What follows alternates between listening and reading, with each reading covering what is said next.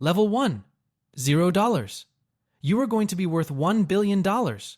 But right now you are eating lunch at your desk, the one shoved next to the copy machine, because a $13 sandwich downstairs is money you do not have. You make $14 an hour showing apartments in a building you will never afford. Your checking account has $340. Your student loans have $22,000. Your net worth is negative. Not metaphorically. Mathematically. This afternoon a man named Ray parks a black Mercedes in your lot. He owns this building and 11 others. He asks about vacancy rates and you answer without checking because you already know 3 units, 2 turned, 1 pending a credit check that will fail. He looks at you the way people look at something misplaced. Then he hands you a card. That card is about to rearrange the trajectory of your life. You do not know yet what it will cost to become what it makes possible. It does not mention what you will have to destroy to get there. You call the number that night. Ray tells you to get your license and come back when you are serious. 6 weeks later you do. Level 2. $10,000. Your truck still has a check engine light. Your apartment still has the previous tenant's couch. $10,000 in net worth means you are no longer drowning, you are treading water. And the difference is invisible to everyone except you. You close your first sale, a $280,000 condo. Commission after the brokerage split, $6,720. You deposit the check and sit in your truck in the credit union lot for 11 minutes staring at the number, $7,060. Not because it is a lot of money, because it is the first time the number has not made your chest tight. By Friday, half of it goes to student loans. The rest covers 3 months of deferred rent and a break job. You do not tell anyone at the office. 2 weeks later, team dinner at a steakhouse. Marcus sits near the head of the table. He just closed a $1.8 million strip mall listing, the biggest the brokerage has seen in 6 months. When the check arrives, he pulls a Montblanc pen from his jacket, signs the tab without glancing at the total, and tells you not to worry about your share. Your debit card? The table laughs. Not cruel laughter. Comfortable laughter. The kind that comes from people who have enough money to find poverty amusing. You cannot respond without confirming the card would have declined. It would have. You keep the pen in your memory. You keep the laughter in your chest. Both will compound. Ray takes you to a foreclosure auction. County courthouse steps. 14 people on concrete holding cashier's checks. A 3-bedroom that would list for $220,000 sells for $134,000 to a man in cargo shorts paying cash from a Wyoming LLC. Ray tells you that selling houses to civilians is not how wealth is built. Buying problems nobody else wants to touch, that is the trade. 3 weeks later, you wholesale a probate deal, $88,000 through a hard money lender at 14%. You assign the contract to a flipper for $112,000 3 days later. Profit, $24,000. You never owned the house. You held the paper for 72 hours. You do not celebrate. You move the money to a savings account and check the balance twice a day. You find a duplex. $135,000 asking, $40,000 in rehab. $240,000 after renovation. You need $45,000 to close. You have 10. Ray co-signs the loan. He takes 40% of the deal for putting his name on the paper. 40%. For a signature. You close at a title company on a Wednesday in the only collared shirt you own. You sign 19 documents. Ray signs 3. His 3 are the ones the bank cares about. Level 3. $100,000. Your friends think you are rich because you own buildings. You are not rich. You are leveraged. Your office is your kitchen table at 5 a.m., and your truck has 140,000 miles on it. The duplex appraises at $248,000. You refinance, pull $60,000 in equity, and buy a duplex and a single-family rental. 5 rental doors. $4,200 a month in gross rent. After the mortgage, insurance, taxes, and the 8% management fee you pay to Ray's company, you net $1,800 a month. Your old leasing job paid $2,400. You wake before sunrise, drive between buildings, unclog what needs unclogging, eat standing up, and answer tenant calls during dinner. You are making less money than you were at $14 an hour. But your net worth just crossed $100,000 because the buildings appreciate whether you sleep or not. You quit your day job. The first month without a paycheck, you check your rental income deposits like a pulse. 2 weeks later, a tenant stops paying. Unit 3B. Medical bill, custody dispute, a timeline that keeps extending. You file the eviction on day 45. 4 months and $3,200 in legal fees later, the unit is empty. Compassion and solvency share the same budget line, and the budget does not expand to accommodate both. You build a screening system. Credit minimum 680, income 3 times rent, verification, references. You reject 60% of applicants. Vacancy spikes, then drops to near zero. The $3,200 was tuition. The screening system is the diploma. Marcus closes a $4.2 million commercial deal. Office celebration. You stand near the back holding a paper plate with drywall dust still on your boots. He signs the commission agreement with the Mont Blanc pen, slow, deliberate, the way people sign when the room is watching. He catches your eye and calls your duplexes cute. Starter units. The humiliation is quieter than the dinner. More precise. You find a 12-unit building. $680,000 asking. The numbers work only if you self-manage. Do the rehab yourself and take zero cash flow for 18 months. You need $170,000. You have $100. Ray puts in $70 for 50% equity, 41% of the capital for 50% of the deal. You ask for $60-40. He says no. His name is on the loan. His banker takes his calls. That is worth the points. You sign. Level 4, $500,000, $500,000, and you still wear the same 3 polos to job sites. You eat lunch in your truck between buildings. People at parties hear real estate investor and picture marble countertops.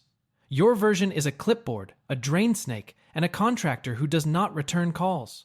A city inspector flags 6 code violations on the 24 unit before your accountant finishes calculating that your net worth crossed $500,000. 2 electrical panels, a fire escape railing, 3 smoke detector placements. Fines, $14,000. Repairs, $38,000. You do not have $38,000 liquid. Your net worth is $500,000, and you cannot write a check for $38,000 without borrowing against something. This is the liquidity trap nobody mentions. You call 3 contractors. The first quotes $44,000. The second does not return your call. The third offers $26,000 if you pay up front. You borrow $30,000 from a private lender at 12% because banks do not lend for code repairs, they lend for acquisitions. 7 weeks later, the inspector clears the building. Total crisis cost, $31,000 in interest, fees, and markup, plus blood pressure medication your doctor prescribes and calls temporary. You hire Daryl, part-time maintenance, $22 an hour, owns his own tools, drives a truck older than yours, answers the phone at midnight because he has been doing this for 14 years. And midnight is Tuesday to him. First month cost you $2,400. That month you sleep through the night for the first time in over a year. $2,400 for sleep. Most expensive sleep you have ever purchased. Also the cheapest. Your truck is newer now. Not new. Newer. Your daughter is 4. She does not understand what you do. She understands you are home more. Marcus appears at an investor meetup. Booth, banner, pitch deck with renderings. He is raising capital for syndications now. You are wearing work boots. He is wearing a blazer. He sees you. He does not make a joke. He asks about your portfolio. 41 doors, you tell him. Self-managed. He nods. The nod is not condescending. It is evaluative. The Mont Blanc pen is in his jacket pocket. You can see the clip, but he does not take it out. The dynamic has shifted 15 degrees. Not 180. 15. But both of you can feel it. Ray proposes a warehouse conversion. 30 loft apartments, $3.2 million total. He wants 50-50. You run the numbers. You refinance 3 buildings to free the cash. You are contributing $500,000 and 80 hours a week for 14 months. Ray is contributing $400,000 and his banker. The split should be 65-35. You ask for it. He says no. You sign the 50-50. But you also call a commercial loan officer at a bank where Ray has no relationship. You introduce yourself. You start building your own credit file, your own track record, your own name. What comes next costs more than equity points. It cost the only relationship that got you here. Level 5, $1 million. $1 million. You say it in your head and it still sounds like a number that belongs to someone else. You comparison shop for gas. You tip 20% and round up, but you notice the total. The warehouse sells out in 9 weeks. Every unit. Your share after raise 50% in debt service, $620,000. Your net worth crosses $1 million. You expect something, not fireworks. Something. What you get is a wire transfer notification and a tax estimate that makes your hands shake. $186,000 in federal and state taxes. You did not set aside quarterly estimates because nobody told you to. You order a cost segregation study. It saves $74,000 in first-year depreciation. You learn the phrase estimated quarterly payments the way you learn most expensive phrases by paying the penalty for not knowing them earlier. Becoming a millionaire and remaining a millionaire are two different professions. You buy your first house, $425,000, 3 bedrooms, a yard, a garage. You did not buy the $650,000 with the pool. You bought the one that felt earned, not performed. Your mother visits. She walks through every room. She touches the kitchen countertops with both palms flat, the way you touch something to make sure it will not disappear. She cries at the dining table. You sit across from her and understand that your wealth is not only yours. It is your mother's sacrifice with a 25-year delay on the return. The countertop she is touching cost $4,200. The hands touching it worked a register for 19 years. The garage has space for 2 cars. You own one. The second space holds boxes from the apartment you lived in for 6 years. An investor from the warehouse deal calls. He wants you to deploy capital on his behalf. Then another calls. Then 3 more. You hire an attorney at $400 an hour who drafts an operating agreement you read 6 times and understand half of. 5 investors, pooled capital, and a legal structure you are still learning to pronounce. Ray pulls you aside in a parking lot after a closing. 2 coffees. He tells you that you do not need his cosign anymore. Your own track record. Your own banker. Your watch costs more than his now. Neither of you mentions it. It should feel like graduation. It feels like your father telling you to move out. You find a 200-unit apartment complex in a secondary market. Distressed 68% occupied. Deferred maintenance. The owner mid-divorce and willing to close in 45 days. $11 million. You need $3.5 million in equity. You have $1 million. You need to raise $2.5 from strangers in 6 weeks. You pick up the phone. The first name on the list is someone you have never met. The voice on the other end asks who you are. Nobody has ever asked you that question when the answer was worth $2.5 million. Level 6. $10 million. Your car is German now. Someone at a closing calls you sir and means it financially, not the way cashiers say it, the way bankers say it when your balance has enough digits. $10 million means doors open that you did not know existed. Most of them lead to rooms where people will ask you for money. You raise $2.8 million in 31 days. 22 calls go nowhere. 18 go somewhere. 6 wire capital. Word spreads. 8 more follow before close. You close the 200 unit at $10.8 million with 14 investors, a staff of 6, and a renovation budget your contractor has already called tight. You are 34 years old. Your business card says managing partner printed at a real printer this time, not the Staples kiosk where you made your first 100. Your daily reality says general contractor, tenant therapist, and full-time anxiety management system. You rent an office for $1,800 a month. The irony of paying rent while owning 200 apartments does not escape you. Renovation runs $600,000 over budget. The HVAC replacement uncovers asbestos the Phase 1 environmental report missed. Abatement. $220,000.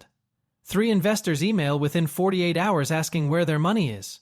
You write a 4-page quarterly update explaining timelines, costs, revised projections. 1 replies with thanks.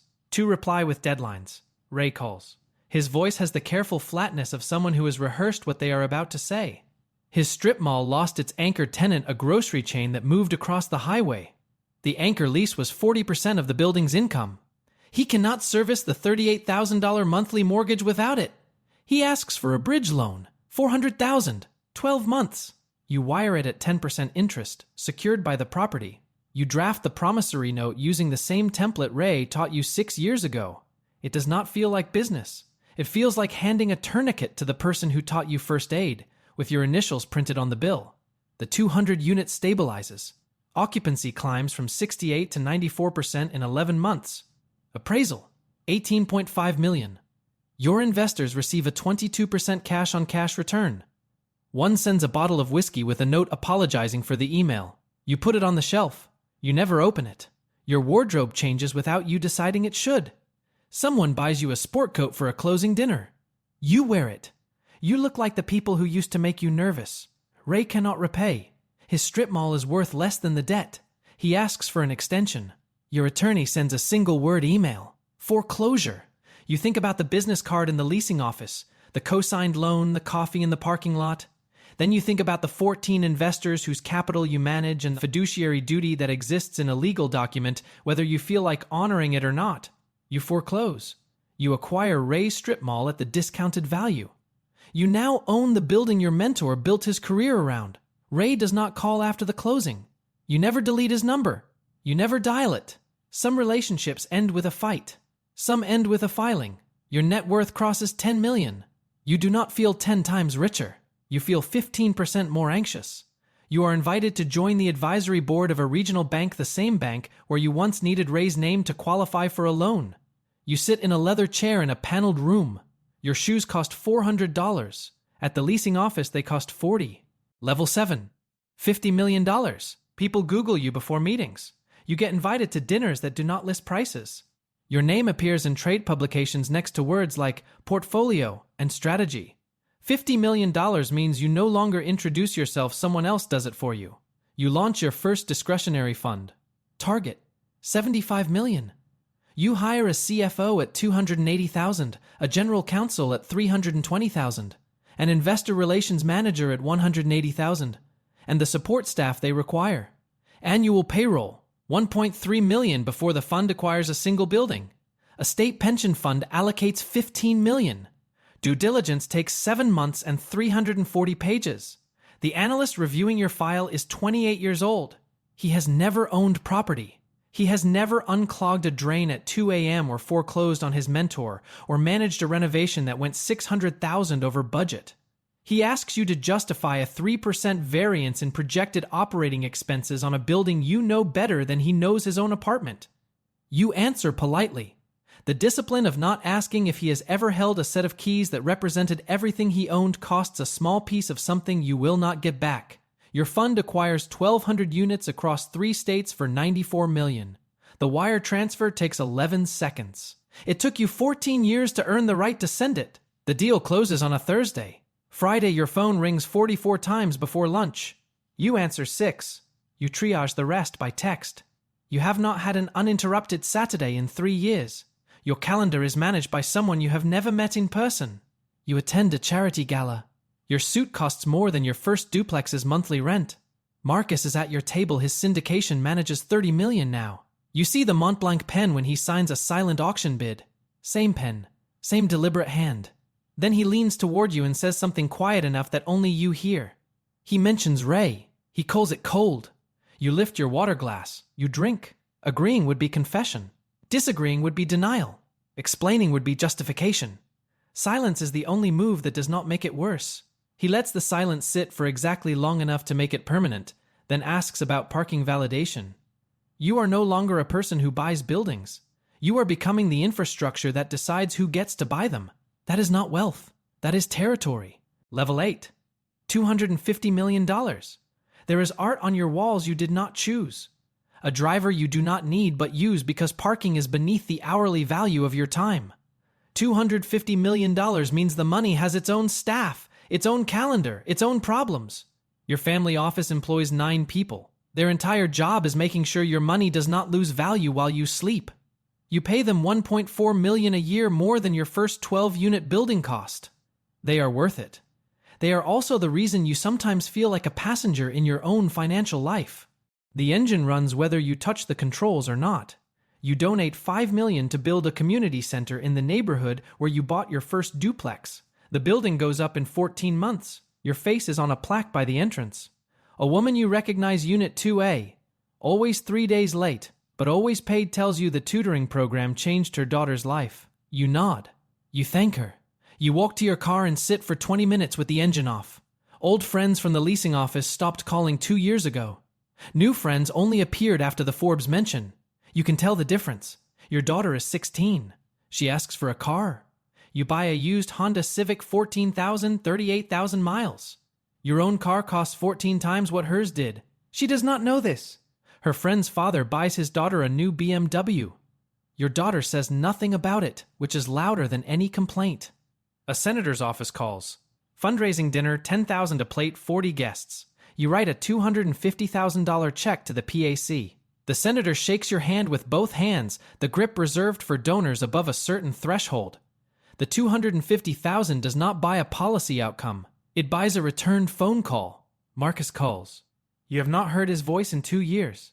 Rising interest rates destroyed his refinancing assumptions. Properties bought at 4% carrying debt at 7.5%. Margin calls on 3 buildings simultaneously. He needs $12 million to survive the quarter. You listen. You open a spreadsheet your acquisitions team prepared 6 weeks ago. They flagged his portfolio as a distressed opportunity before he ever picked up the phone. You knew this call was coming before he dialed. You offer 70 cents on the dollar. Bulk purchase. Clean close. 30 days. Marcus is silent for 11 seconds. You count them. He accepts. The call lasts 14 minutes.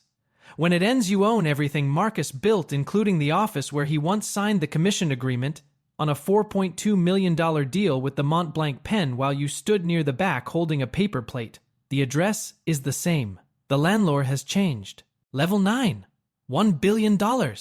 Your CFO emails a valuation memo on a Tuesday morning in April. You read it on your phone while eating scrambled eggs at your kitchen counter. The eggs cost $6 a dozen. Your net worth increased $42 million last quarter.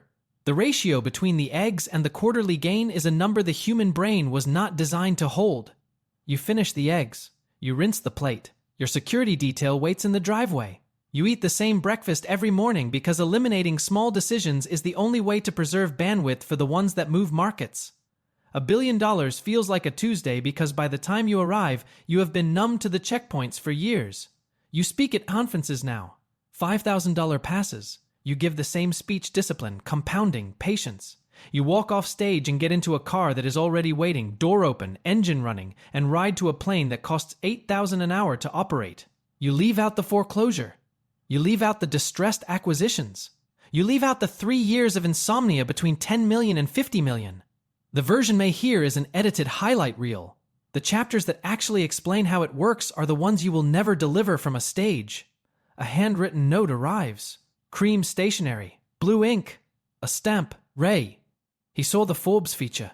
He says you earned it. He says he taught you well. You read it 4 times. You cannot tell if it is sincere or sarcastic. The handwriting is steady, which rules out the possibility he wrote it drunk. You put the note in the top drawer of a desk, the same desk you sat at next to the copy machine, which you took when you left and have kept in your home office ever since. You do not respond. Some debts between money and gratitude never fully close. This is one. Your daughter is 28. She starts her own real estate company. She refuses your money, your connections, your attorney. She closes her first deal a fourplex, $320,000. You find out from her Instagram post. She does not tag you. You do not call. The most useful thing you can give her right now is the experience of doing it without you.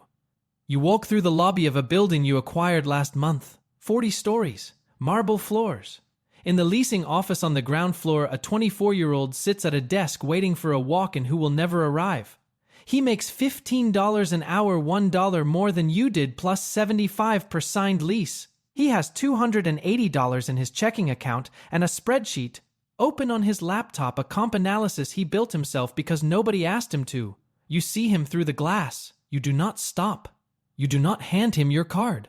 In the top drawer of the hallway desk in your home office, next to Ray's note, a Mont Blanc pen sits in a ceramic cup with 15 other pens. It came from Marcus's old office during the acquisition. Capped, out of ink. Your assistant placed it there without knowing what it was. It is no longer special. The most complete inversions always are. If this one stayed with you, leave a thought below. Subscribe for more.